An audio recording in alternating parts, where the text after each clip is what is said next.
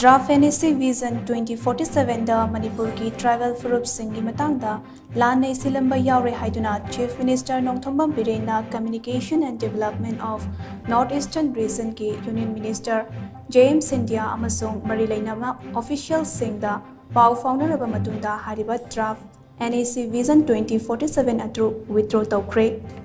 NEC Vision 2047 की draft अदुदा अवांग Nongpok region दा मरु ओइना मणिपुर की tribal community की मतंगदा लान्ना इसिनबा यावरे हाइदुना मदु चुमथोकनबा खंगहनखि। Draft अदु की chapter 3 art culture and natural heritage की मखादा ethnic tribes सिंग की होरकफम की मतंगदा कुकी चिन सिंग असे मणिपुर की चिन state तकी लाकपनी हाइना लान्ना इबा थेंगनखि।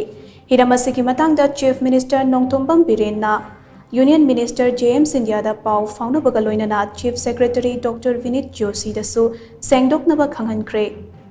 Ministry of Development of Northeast Region nasu draft NEC Vision 2047 adu chumthoknabagidamak withdraw TOUKHRE.